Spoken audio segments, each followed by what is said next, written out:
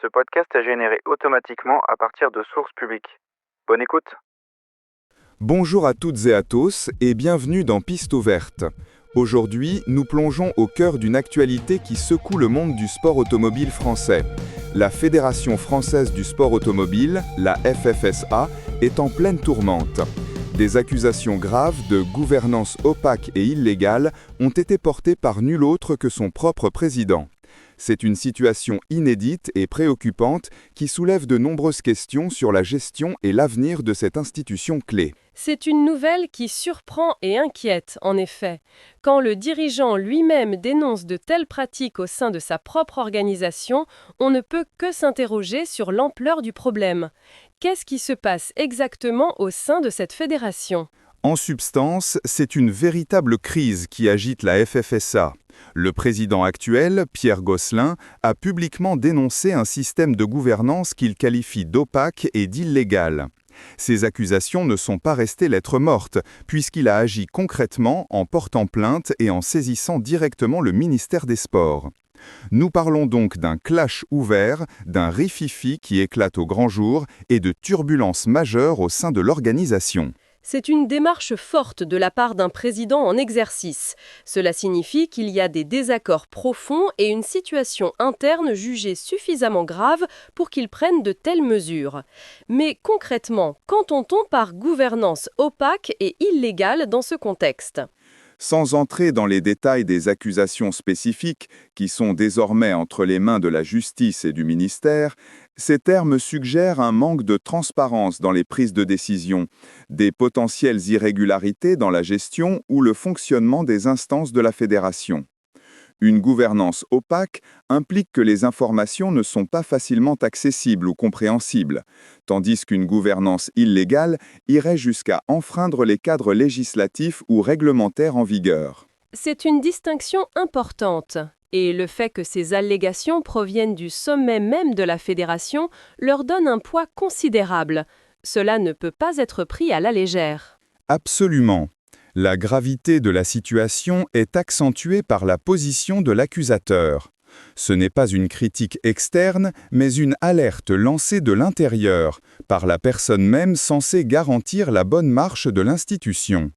Cela met en lumière des tensions internes profondes et un dysfonctionnement potentiellement systémique. Cette situation a forcément des répercussions sur l'image de la FFSA et sur la confiance que peuvent avoir ses licenciés et ses partenaires. Précisément, une fédération sportive a pour rôle essentiel d'organiser, de promouvoir et de réguler une discipline.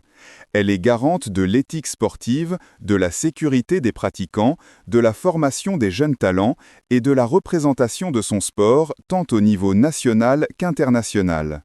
Des accusations d'opacité et d'illégalité par son propre président minent sa crédibilité et sa légitimité. Cela peut affecter la perception de l'ensemble du sport automobile français. Et le sport automobile est un domaine où les enjeux sont particulièrement importants, n'est-ce pas ? Tout à fait. Le sport automobile, par sa nature même, implique des enjeux considérables. Il y a bien sûr l'aspect sportif et la performance, mais aussi des questions de sécurité qui sont primordiales, des budgets souvent importants pour l'organisation des compétitions et le développement des infrastructures, sans oublier la formation des pilotes, des mécaniciens, des officiels. Une fédération comme la FFSA est au cœur de cet écosystème complexe. On comprend mieux pourquoi une telle crise peut avoir des conséquences profondes. Au-delà des accusations, que pourrait signifier cette situation pour l'avenir de la FFSA et pour le sport automobile en France ? Les implications sont multiples. Premièrement, il y a l'aspect juridique. Les plaintes déposées et la saisine du ministère des Sports vont déclencher des enquêtes approfondies. Ces investigations pourraient potentiellement confirmer les accusations, entraînant des sanctions ou des réformes profondes de la gouvernance. Et si les accusations sont fondées, cela pourrait aller jusqu'à des changements majeurs à la tête de la fédération ? C'est une possibilité.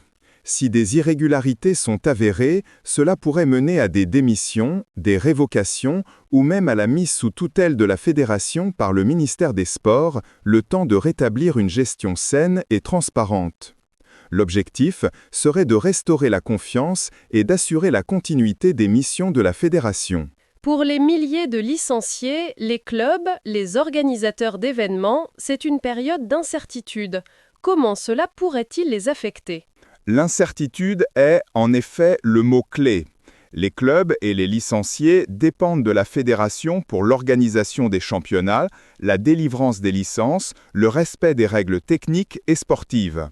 Si la gouvernance est en crise, cela peut créer des retards, des doutes sur la validité des décisions et potentiellement perturber le calendrier sportif. Une fédération stable est essentielle pour la bonne marche de toutes ces activités. Cela pourrait même avoir un impact sur la capacité de la France à accueillir de grands événements internationaux ou à soutenir ses pilotes sur la scène mondiale.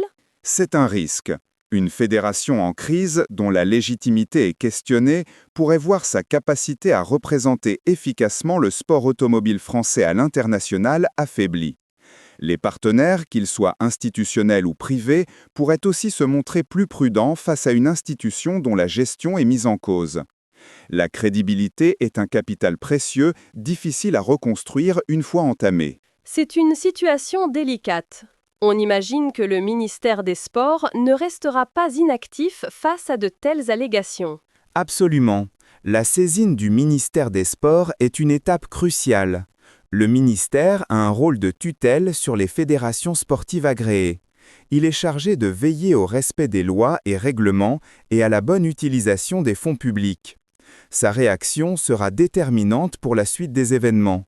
Il peut ordonner des audits, des enquêtes administratives et prendre des mesures conservatoires si nécessaire. Donc, on peut s'attendre à des développements dans les semaines et mois à venir, avec une attention particulière portée sur la transparence et la légalité des pratiques. C'est certain. L'enjeu est de taille.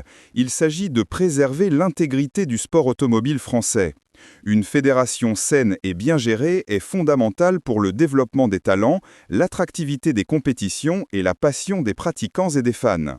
Cette crise, aussi douloureuse soit-elle, pourrait aussi être l'occasion de remettre les choses à plat et de renforcer les mécanismes de contrôle et de transparence. C'est un point d'espoir dans une situation complexe. Il faudra suivre de près les avancées de ces enquêtes et les décisions qui seront prises. En conclusion, ce qu'il faut retenir, c'est que la Fédération française du sport automobile est confrontée à une crise de gouvernance sans précédent. Les accusations de système opaque et illégal portées par son président, Pierre Gosselin, ont déclenché des plaintes et la saisine du ministère des Sports.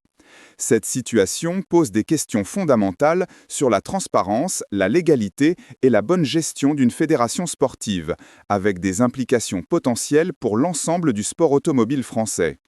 L'heure est à l'attente des résultats des enquêtes et des décisions qui en découleront, dans l'espoir de retrouver une fédération stable et au service de sa discipline. Un dossier que nous continuerons de suivre attentivement. Merci pour cette analyse et merci à vous de nous avoir écoutés. Retrouvez-nous très vite pour un nouvel épisode de Piste ouverte. D'ici là, portez-vous bien et restez informés.